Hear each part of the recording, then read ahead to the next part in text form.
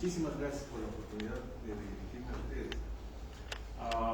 No sé si están familiarizados con Le Luthier, ese grupo de músicos geniales argentinos. Ellos tienen un personaje, que es don Rodrigo Díaz de Carreras. No sé si ubican esa historia. Don Rodrigo Díaz de Carreras, el adelantado, es un personaje ficticio de una de las obras de Le Luthier, que se gana el título de adelantado porque llega a América en 1491. Yo a veces me siento como ese personaje. Al adelantado don Rodrigo, obviamente le sucedieron un sinnúmero de aventuras y peripecias. Yo fui la primera persona que, como he dicho, representante de una empresa que se presentó en el año 1994 a pedir una licencia, una concesión para generación hidroeléctrica. Y como le ocurrió al adelantado, fracasé con todo éxito. Hasta el día de hoy, un proyecto de 12 megavatios no se ha podido cumplir. Y se ha caído, y se ha levantado, y se ha caído, y se ha levantado ese proyecto. Múltiples ocasiones. Tiene diseños definitivos, tiene todas las licencias.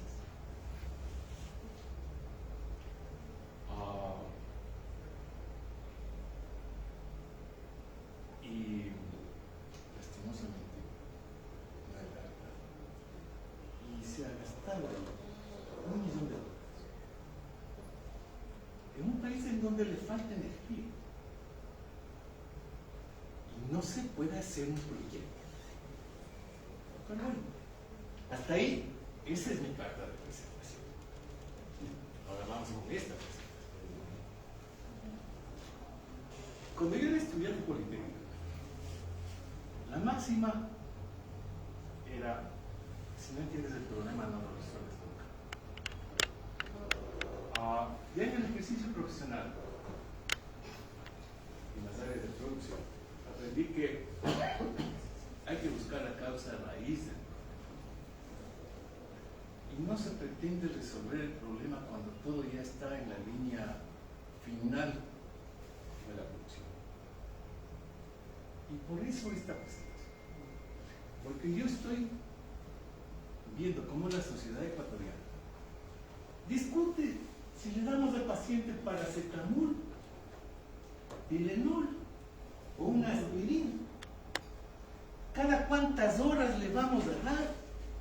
¿De qué color tiene que ser el paracetamol? Pero no lo estamos pensando. ¿Y cómo se curan?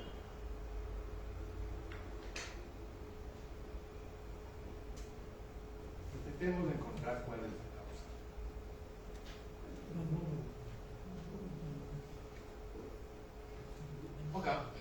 ¿Cuáles son los actores? Básicamente, tenemos las actividades de generación, las actividades de transición. Curiosamente, esto lo pone en sus gráficos con él. Y dice distribución y comercialización. La realidad aquí es una sola actividad pegada. En los consumidores. En algunos países, estas son dos actividades diferentes que pueden ser hechas por diferentes empresas.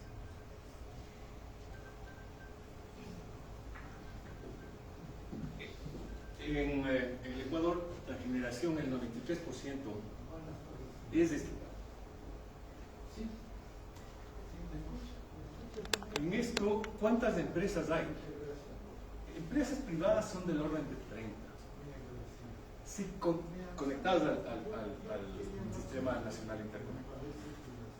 Pero hay otros actores, privados también, que operan sobre todo en el sector petrolero, que no está conectado al Sistema Nacional Interconectado. Si sumamos esas empresas, serían del orden de 60 empresas privadas en las actividades que generación. Sin embargo, su participación es mínima. En términos de valor, esto es menos del 2%. Esto es en términos de... Hay una sola empresa estatal de transmisión y 10 empresas estatales de distribución. Es evidente que el principal actor es el Estado. Y hablando de Estado, ¿cuál es el Estado civil? No sé si están familiarizados con esta expresión de Estado civil es complicado. Todas estas son las normas y regulaciones que existen para el sector eléctrico. Este es un gráfico también tomado con el máxima actividad reguladora. Que tenemos la Constitución, luego tenemos los acuerdos internacionales, las leyes. Me disculpan la calidad, pero esa es la calidad con la que imprimen. No se alcanza a leer. Este es el marco regulatorio para las actividades de generación. Y todas estas normas son, por decir algo, extensas, contradictorias y que no se alinean a una política clara. A pesar de esa complejidad que ven ahí, hay unas falencias gigantescas de concepto. Porque ese marco regulatorio no obedece la ley de la oferta y de la demanda. La ley de la oferta y la demanda significa que cuando algo es escaso tiene que subir de precio para que aumenten los oferentes. Y cuando aumenta la oferta, bajan los precios. Pero eso no ocurre en eso. De un plumazo, lastimosamente los legisladores ecuatorianos, la sociedad ecuatoriana, creen que puede cambiar por ley cuestiones fundamentales de la economía. No me extrañaría que algún momento algún legislador intente derogar la ley de la gravedad. Esto tiene cuestión de ponerle en un papel y listo. Fácil. No se recuperan los costos. Este es el gigantesco problema que nadie quiere hablar. No da seguridad de suministro. Obvio.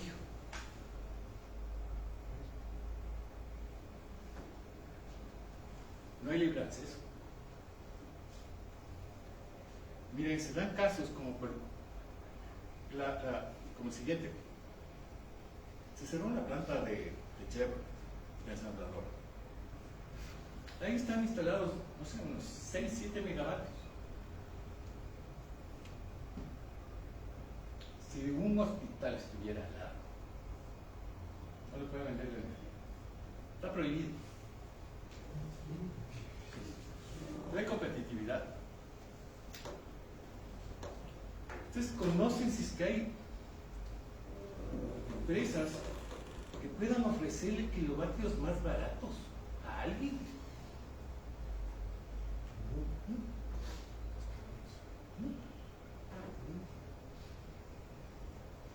No es sostenibilidad. Como usted no recupera los costos, o sea, a largo plazo se quiebra. Eso es lo que vivimos. No hay contratos largos. Miren, el mundo funciona con contratos de largo plazo. ¿Ustedes creen que, no sé, el gerente de McDonald's necesitamos vendiendo un poco más de papas? ¿Se le ocurre ir el domingo al mercado a comprar más papas? No. Se proyecta la demanda y se hacen contratos de largo plazo para suplir esa demanda creciente. Así funciona el planeta. Con contratos de largo plazo se construyen refinerías, se hacen proyectos eléctricos, se hacen fábricas con contratos. En el Ecuador, como no ¿Conocen contratos de largo plazo en el sector eléctrico? No. Si no hay contratos de largo plazo, ¿cómo lo financian? Y no hay inversión ni pública ni privada. ¿Quién le presta al que sabe que está quebrado? Si usted está vendiendo un producto por debajo del valor, está perdiendo plata. Vaya y golpee la puerta de un banco, de un multilateral. ¿Cree que le va a dar? No, pues. Es obvio. Porque no va a poder pagar, pues.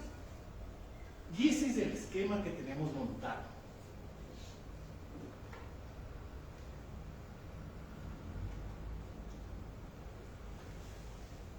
Se habla del problema del monopolio estatal como sector estratégico. Eso es lo que nos dice la Constitución. Que el Estado se reserva el derecho de administrar, regular, controlar. Pero yo les quiero hacer notar esto. El espectro radioeléctrico. ¿Quién de ustedes tiene un plan de celular con una empresa estatal? Nadie. A pesar de que la Constitución dice que es un monopolio, todos tenemos contratados nuestros planes celulares con el sector privado. Entonces la Constitución se le ha puesto, creo yo, se le ha puesto como escolta, cuando en realidad no hay. Porque la Constitución dice que el espectro radioeléctrico es monopolio estatal. Y, perdónenme, aquí yo tengo el sector privado y todos. Entonces no hay tal escolta. Es un pretexto. Alguien nos ha vendido ese idea.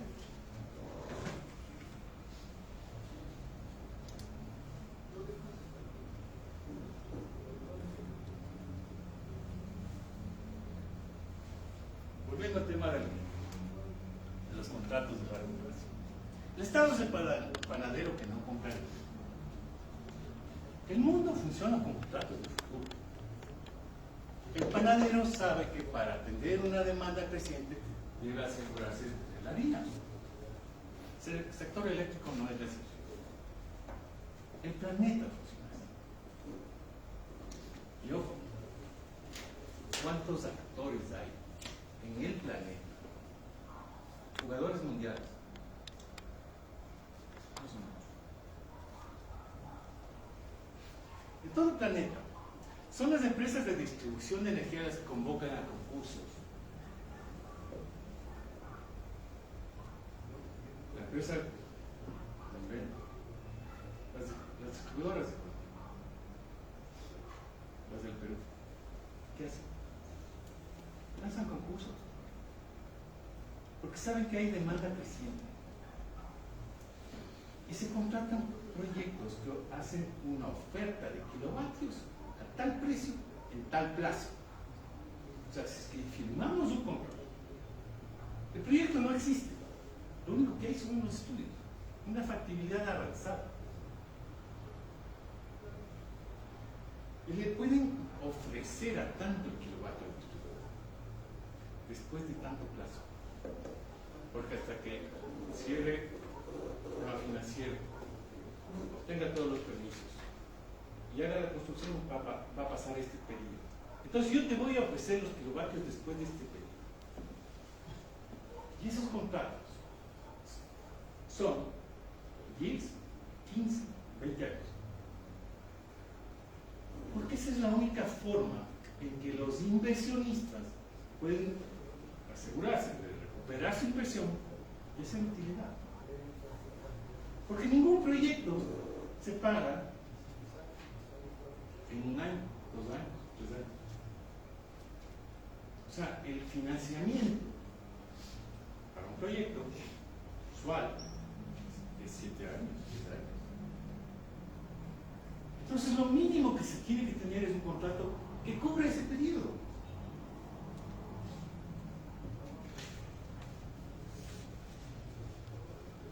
¿cuántos concursos han hecho las distribuidoras en el Ecuador? Desde los años 92, en que a través de una modificación en lo que se llamó la ley Stroller en la época de Sisto, se le quitaba el carácter de exclusividad al sector eléctrico, de exclusividad estatal. ¿Cuántos concursos hicieron las distribuidoras? Ni uno. Cero. El único gobierno que hizo un concurso es el de Lazo, hace 2 años. Del 92 acá ha corrido bastante agua y hemos pasado un montón de estiajes y un montón de apagones. Y resulta que los señores que venden el pan hasta ahora no hacen un contrato para comprar más harina. Perdónenme, esto es un escándalo. Y por supuesto afuera no lo entienden. ¿Cómo puede ser?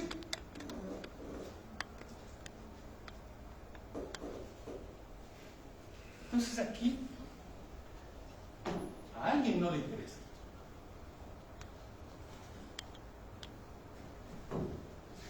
Y bueno, las consecuencias es que el Estado, que es el dueño de las estructuras, no sufre ninguna consecuencia.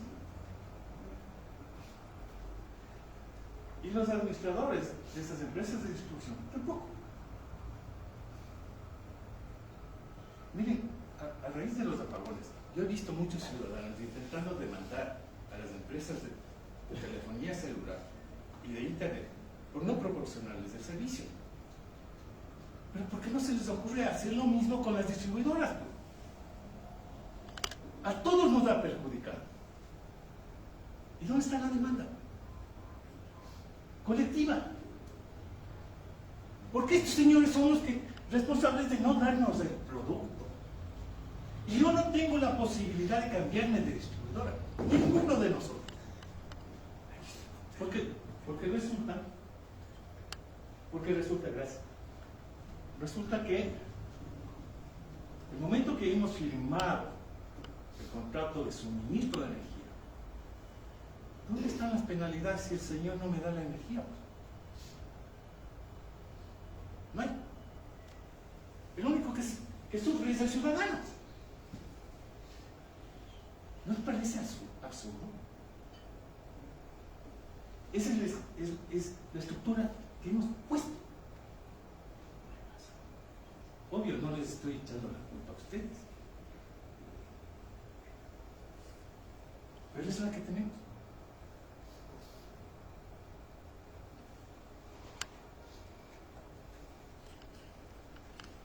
Y aquí estamos llegando.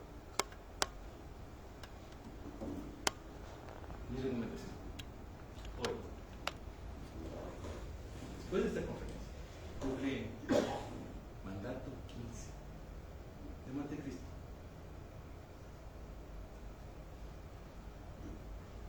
Esto es importante que lean esto. Dice: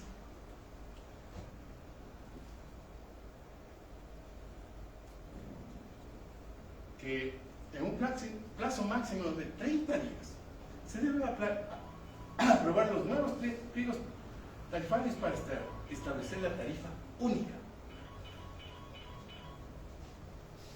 para cada tipo de consumo, por lo cual el CONELEC queda facultado sin limitación a establecer nuevos parámetros regulatorios específicos que se requieran, incluyendo el ajuste automático de contratos de compra-venta de energía vigentes. O sea, estos señores legislan con efecto retroactivo. O sea, yo no soy abogado, pero yo sé que es pecado. Luego dice, se tiene que eliminar el concepto de costos marginales para el cálculo del componente de generación. No se considerarán los componentes de inversión para expansión en los costos de distribución y transmisión. Los recursos que se requieran para cubrir las inversiones de generación, transmisión y distribución serán cubiertas por el Estado constarán obligatoriamente en su presupuesto general y deberán ser transferidos mensualmente al Fondo de Solidaridad y se considerarán aportes de capital. ¿Sabe qué hicieron? ¿Cómo es? Generar un problema que hoy tenemos.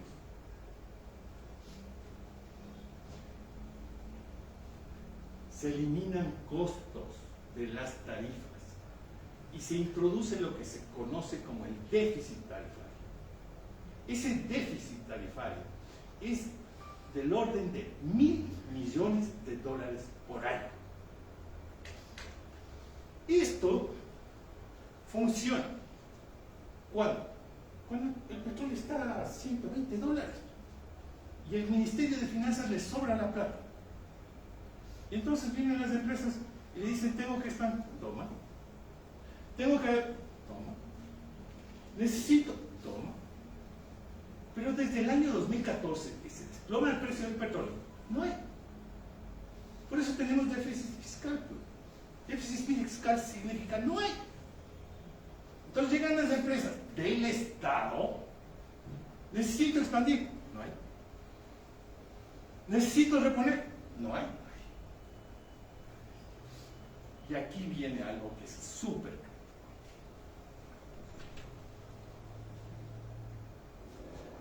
Cuando le dice,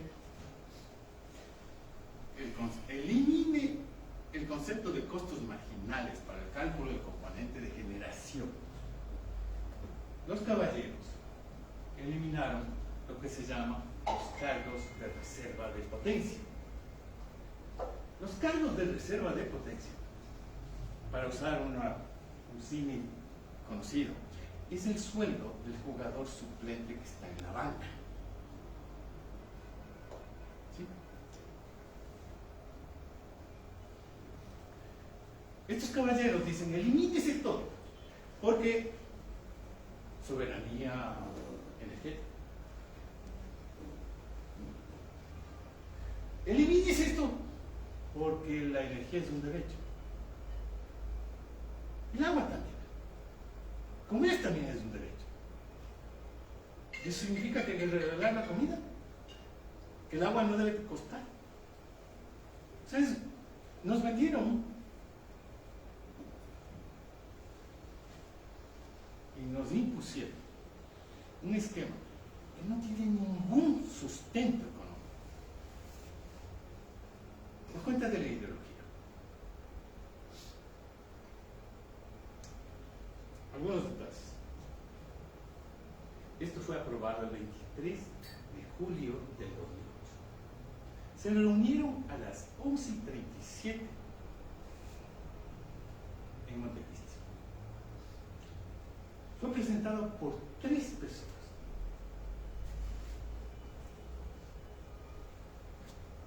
Tres asambleístas. Ninguno con experiencia en el sector.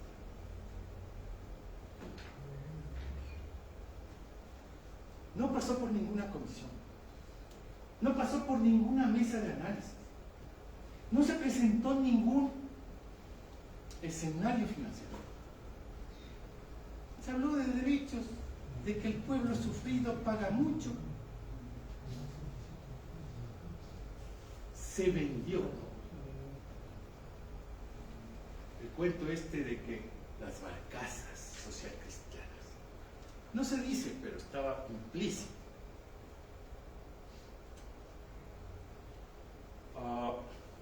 Que además es un cuento, medio mito urbano. Ninguna institución gubernamental de las especializadas, es decir, para ese entonces usted tenía Conelec, tenía Selec, tenía Transelec, tenía las distribuidoras, ninguno emitió ningún criterio.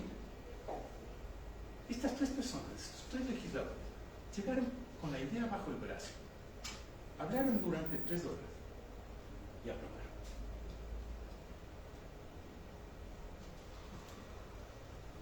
Y se comieron el sector eléctrico.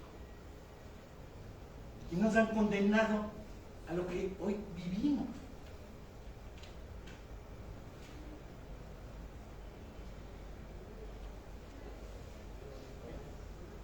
medidas de los gobiernos populistas, alguien siempre termina pagando. Por supuesto se paga a futuro. Las consecuencias de lo que ellos hicieron las pagamos hoy, las pagan nuestros hijos y las van a seguir pagando nuestros nietos.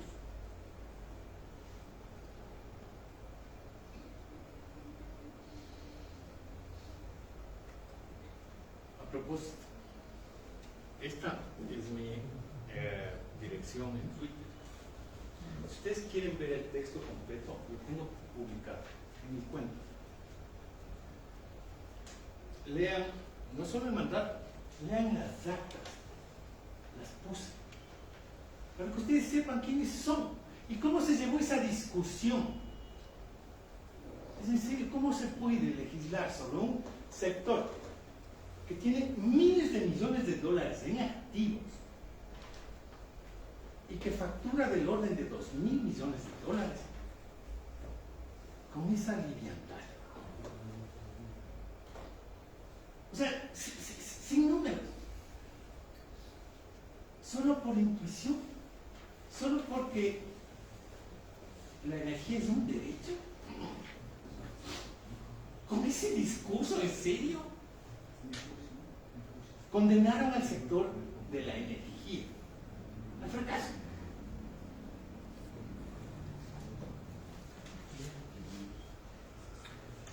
Entre las cosas que también obviaron es el tema del costo de los combustibles. Petroecuador tuvo que inventarse el combustible eléctrico.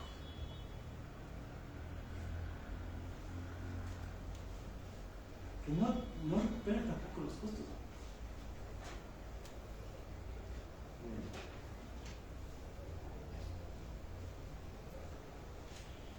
Según Banco Mundial, los costos reales de la electricidad se estiman entre 14 y 16 centavos. Este es otro de los problemas. Hay un sector que no es absolutamente, completamente transparente. ¿Cuánto cuesta? No sabemos. ¿Por qué? Porque están escondidos los costos. Están sacados los costos. Es una contabilidad en donde no sé. ¿Por qué no ponemos? Porque así dice el mandato. Los subsidios escondidos son del orden de 1.000 millones. Eso significa que el día de hoy hay que subir las tarifas un 50% para cubrir los costos. ¿Qué gobierno lo va a hacer?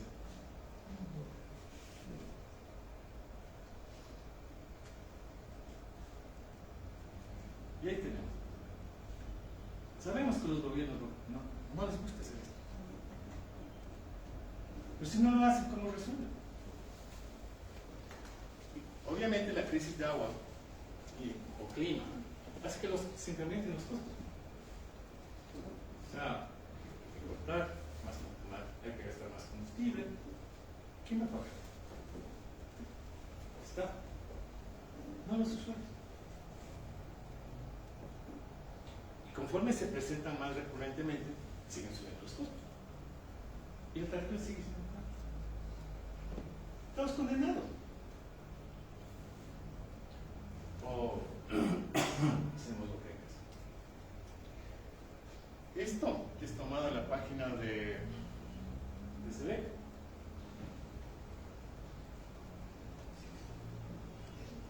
Crédito. Cero. Aquí el que debe es el Ministerio de Finanzas. Coca-Cola Sinclair. 1.600 millones. No sé, yo no pago. Costo financiero entonces, cero.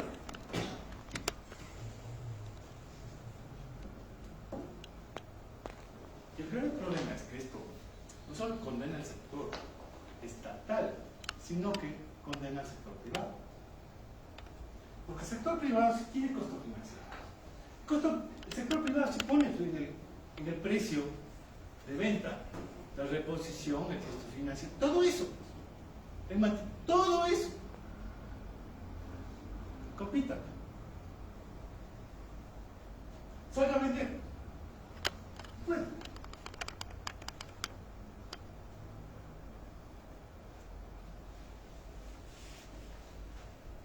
Entonces le mató el sector estatal 97% o 93%. Y le mata también al que apenas tiene el sitio. Porque no puede competir.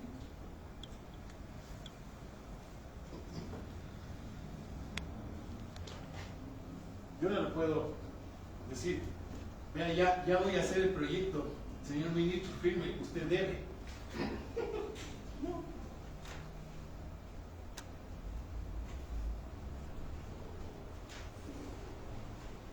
Cuando se eliminó el mandato, el pago de potencia de reserva,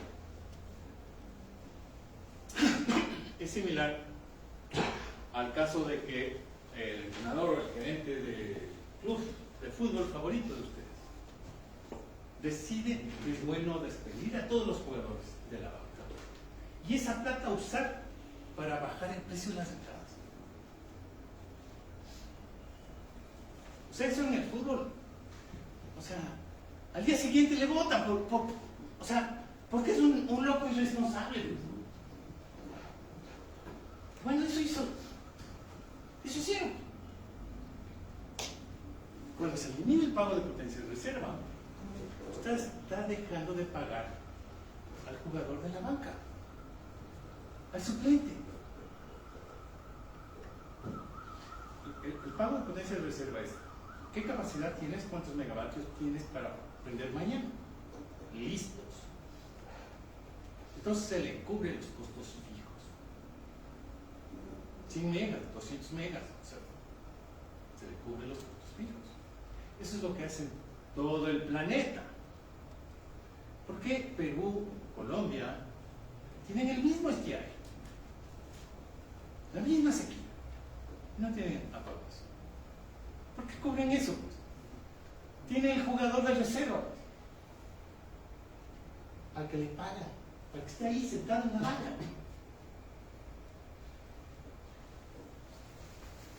El mandato 15 elimina ese pago.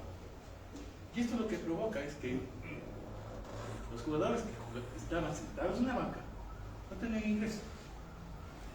Entre esos, Electroquip, 200 megavatios. No les vas a pagar. ¿Sí?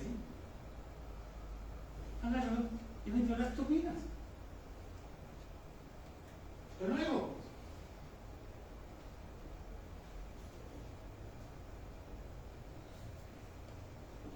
son las decisiones. Y des en cuenta, insisto, que la mayor parte de los jugadores es el Estado. Porque todo el parque técnico, salvo pequeñas cositas como esta, son del Estado. O sea, el Estado se pegó un tiro, pero no en el pie, en la sien.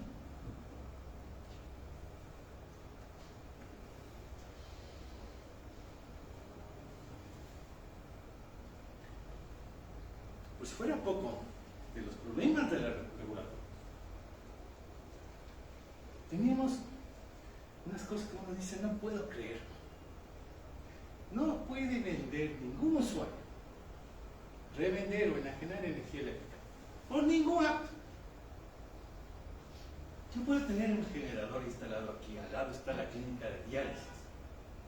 No lo puedo vender. ¿En serio?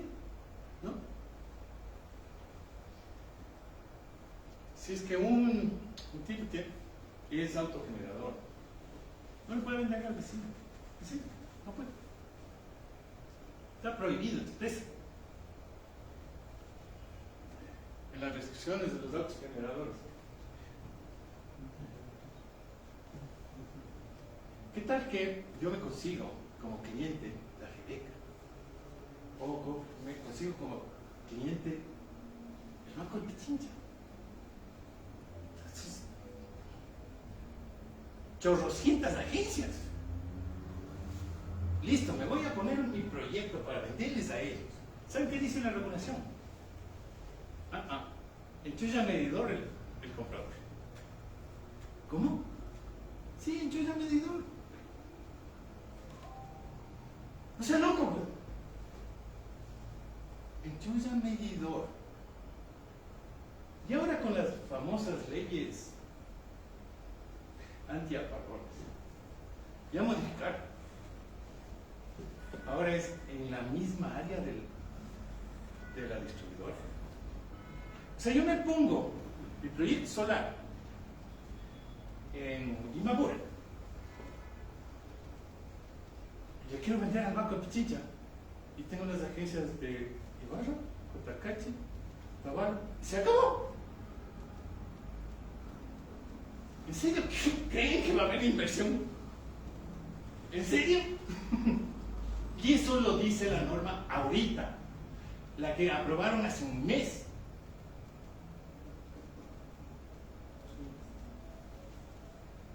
Ahorita. Otras barbaridades. El contrato. O sea, si yo voy a ser autogenerador o le quiero vender a un tercero, o sea, le digo, verás, yo lo que necesito es hacer lo que se llama Project Finance, es decir, hacemos un contrato. Ese contrato le llevamos al banco para que el banco sea el que te cobra a ti la energía. Con eso el banco se paga el crédito que me da a mí. Y lo que queda se convierte en utilidad. Entonces el banco me va a decir, claro, necesitas un contrato de 10 años para que me puedas pagar el hidroeléctrico, el solar o el eólico, ¿no es cierto? Bueno, la norma dice que los contratos que yo haga con el comprador de energía tienen validez de 2 años y podrán ser renovados. No pueden exceder de 2 años. O sea, yo me voy a endeudar 10 años y del otro lado tengo un contrato de venta de 2. O sea, ¿creen que van a haber inversores? ¿Creen que hay bancos que son tan estúpidos de prestar esa plata? No, pues. Y eso le dice la norma, que no puede presentarse con un contrato de 10 años, sino de 2. Entonces usted contrata, o sea, se consigue el consumidor, la industria, el banco, lo que sea, 2 años. Y los 2 años siguientes te toca renegociar. Y usted está con una soga al cuello. Su cliente le va a reventar. Porque no tiene un contrato a largo plazo.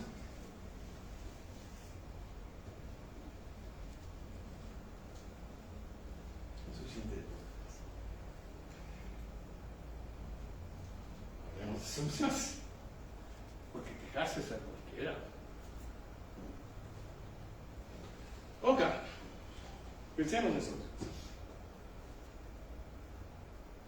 La sociedad depende de política energética, de política industrial, de política de competitividad, empleo, ambiental. Es por eso que necesitamos que la norma, que hay que pensar, contemple todo esto. La regulación en realidad permite que los gobiernos pongan señales económicas que sean claras y que protegen a inversores y a consumidores.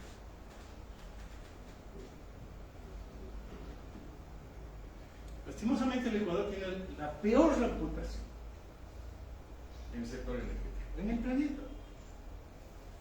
¿Cuántas demandas tiene el Ecuador? 60. Y las pierde todas. ¿Por qué? Porque el inversor tiene la razón. Actos arbitrarios la han perjudicado. El Ecuador tiene que indemnizar.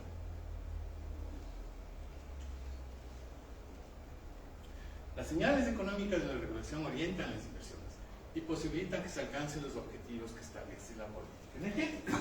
¿Cuál es la política en el Ecuador? Yo no sé. lo mismo. Cerremos los ojos. Y hemos de ver. Esa es nuestra política. Somos irresponsables, por Dios. Hay que cambiar la política energética.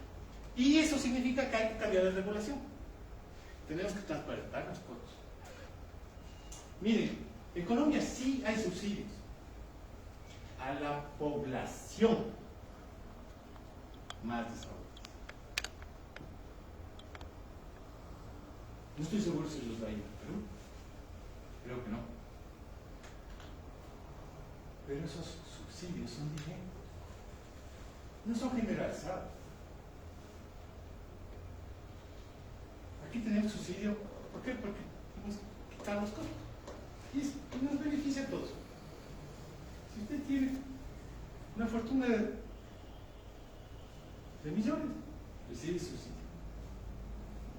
En Colombia, ustedes saben, por el tema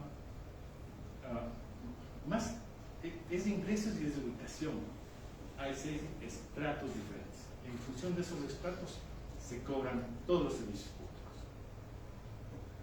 Si 6 paga el máximo, 5, 4 de 3. Pero en ese mix, en ese cobro, están cubiertos los costos. ¿Cuánto más cara es la energía en Colombia? 40-50%. No es más. Y alcanzan a dar subsidios a los que no tienen.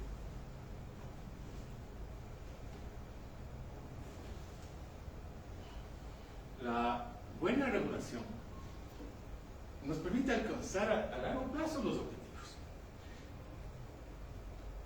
de la forma más eficiente posible. Y eso significa que usted pone a competir a todos los actores. En Colombia ya hay la figura del comercializador. Eso les permite, o les ha permitido, poner a competir a los distribuidores para ganarse. Obviamente, los generadores compiten. ¿Cómo compiten? Pues básicamente, cuando presentan su oferta en los concursos, yo te vendo más barato. ¿En el Ecuador? ¿No? Contratamos este dato, las barcazas, los motores. ¿Y cuánto cuesta? No sabemos siquiera. ¿Cuál es el concurso? No lo sé. ¿Cuáles fueron las condiciones de esos kilovatios? Ni idea. Salieron a recibir ofertas. Es más o menos, o sea, como cuando uno sabe que se va de viaje, uno sabe que se hace la reserva del pasaje con 6 meses de anticipación, es un precio. Y si quiere violar ese día o al día siguiente, es otro muy diferente. Eso es lo que es el Ecuador. Compre el pasaje cuando tiene que volar el día de mañana. Si fuésemos inteligentes, tendríamos estos concursos todos los años.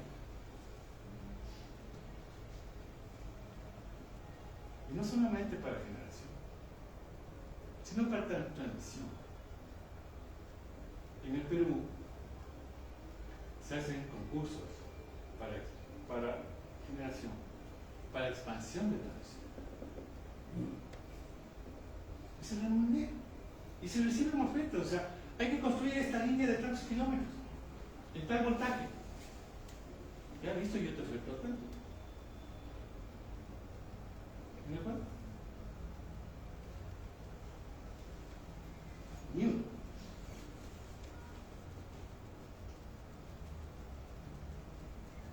Los mercados de capitales son de ámbito mundial. Los inversionistas tienen aversión al riesgo, invierten en países con una buena regulación increíble, instituciones reguladoras fuertes. Si es que nosotros le propusiéramos a la FIFA ir al siguiente campeonato mundial de fútbol, pero vamos a jugar con nuestras reglas. Para empezar, vamos a tener 14 jugadores en la cancha.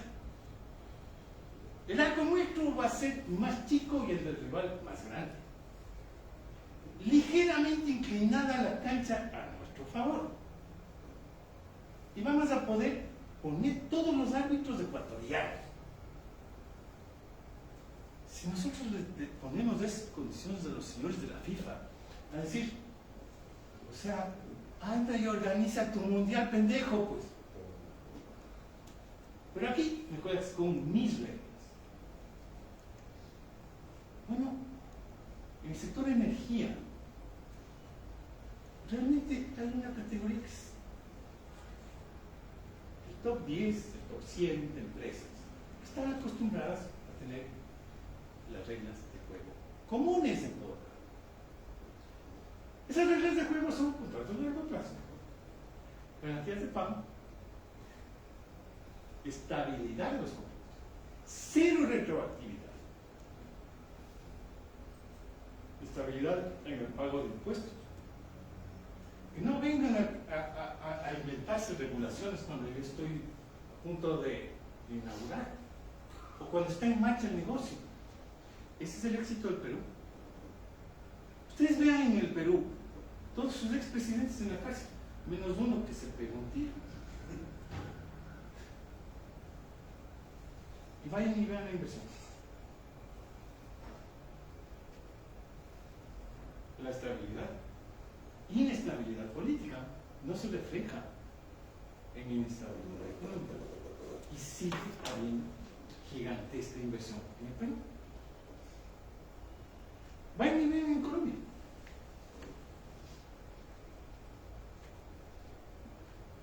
Ellos también tienen problemas de seguridad y bastante serios desde hace mucho rato.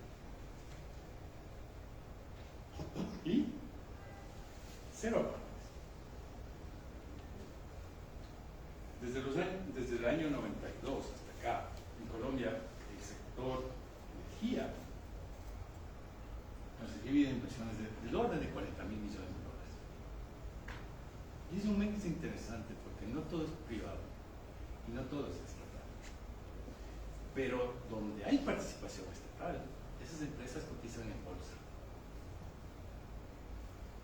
En donde los accionistas ponen los gerentes, no en función de que si es pariente, si es conocido, amigo, no. Se manejan como empresas de a de veras. ¿En el Ecuador?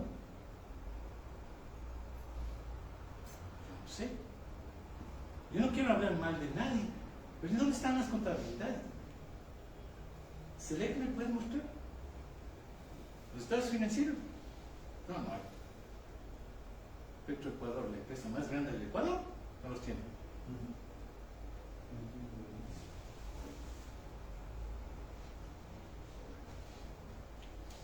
Voy a paréntesis.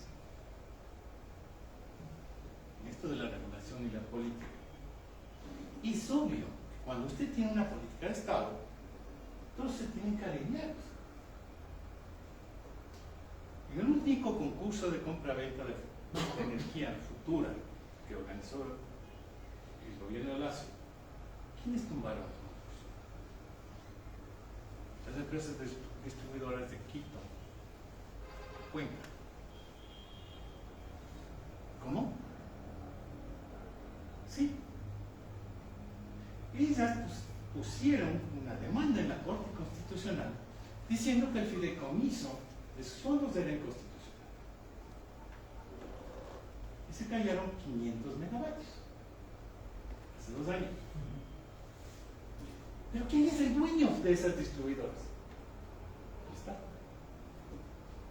O sea, el presidente, el ministro, caminan por acá y las distribuidoras que son del propio Estado se van para allá. No solo para allá, reman para atrás. ¿Qué es esto? agenda de la distribuidora es joder al ministro, al presidente. Sí. ¿Cuál fue el efecto? Chao, 500 megavatios. El único concurso. Y aquí el tema de qué tan dinámica es la regulación. Cero. El juego es cero. ¿Por qué? Porque andamos pensando que el mundo es como en los años 70, por poco. Soberanía energética, patria, revolución y muerte. Por ahí va, pues.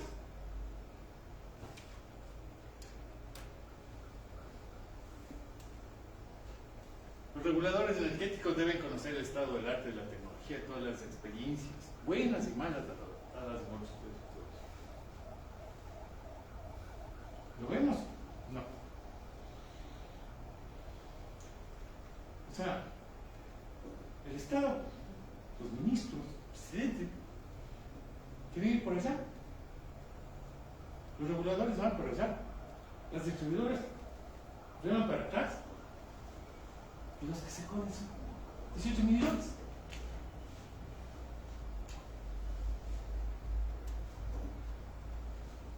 Pero ustedes le han escuchado a alguien decir esto. Alguien les ha dicho que el mandato 15 es la causa raíz de todo.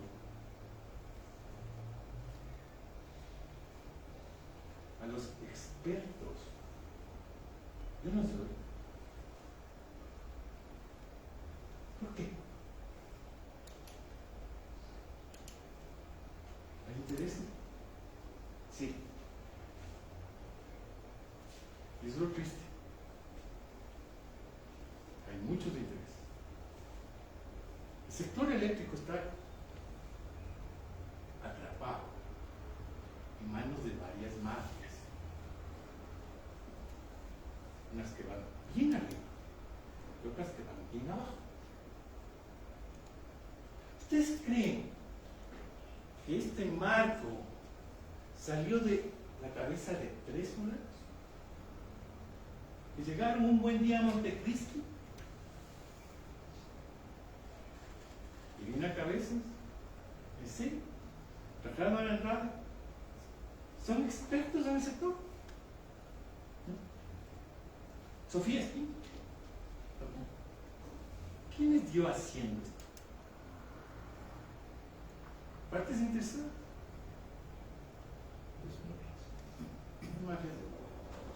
En las pérdidas del sector eléctrico, sobre todo en las distribuidoras de la comunidad, ¿cuánto hay? En plata, ¿cuánto estamos perdiendo? Las pérdidas no técnicas, que ese es el eufemismo descarado para decir el robo de energía. ¿De cuánto estamos hablando? El 10%. Más. A nivel nacional. Pongámosle el valor. El 10% de 2.000 millones son 200 millones. ¡Ah, caramba! ¿Y cómo es que se pierde? Pues kilovatios. Alguien va y manosea medidores. Eso no lo hace el gerente de la empresa. Pero sí sabemos quiénes pueden hacerlo. Desde abajo. Si estos están recibiendo solo el 10% por permitir el robo de industriales, de comercios y de residencias, se están metiendo al bolsillo 20 millones de dólares. ¿Creen que les interesa cambiar? No. A propósito, uno de los sindicatos que financió la campaña de Rafael Alco, que llegó a ser presidente, era el sindicato de la empresa eléctrica. Bolsa. Ah, Bolsa.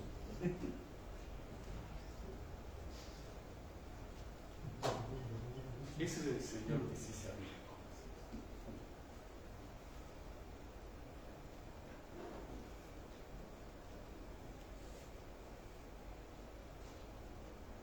Por arriba hay otros. Cuando desaparece, y esto no sé si vale la pena incluso que sea expuesto en redes, pero cuando desapareció INESEL y la ley le obligaba a facturarse en diversas empresas, obviamente la empresa más grande resultante de esta división entre generadores, distribuidores, iba a ser Irobot, la mayor generadora del momento. Evidentemente es la que más factura. Bueno, a un gerente de Irobot, la genialidad de regresar todo. En algún momento esa empresa llegó a tener 3 empleados: gerente, financiero y secretario. Hicieron repartirse utilidades. ¿De quiénes eran las empresas tercerizadas?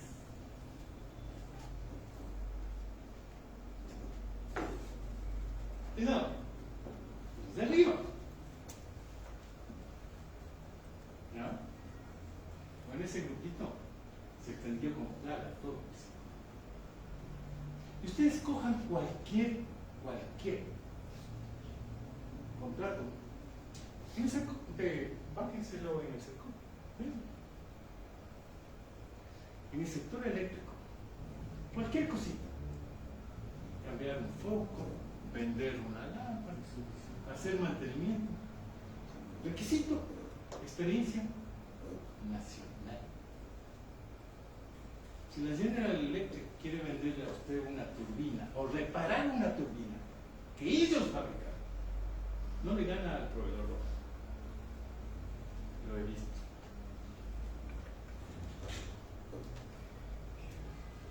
Y a propósito de eso, esa eléctrica Quito se le dañó en el año 2019 los 2 generadores de la central de Convergente. Hasta ahora siguen dañados. 15 megavatios, 2 generadores. ¿Vale la reparación de eso?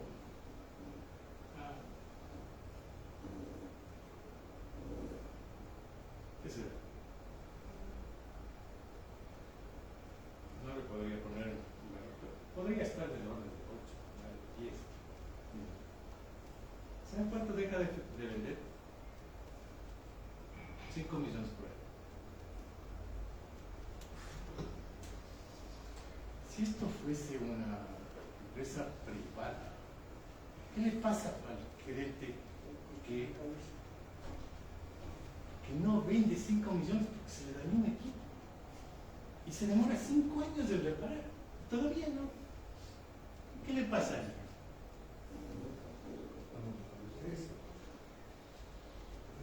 Bueno, ¿qué tenemos que hacer? Lo que estamos haciendo aquí. Tenemos que abrir la discusión para modificar la normativa. Ese debe ser el propósito final. Lograr consensos sobre una política energética nacional y adecuar la normativa a esa política y poner la regulación conociendo el estado de la arte. Y estamos atrasados. Pero nunca es tarde para dar el primer paso.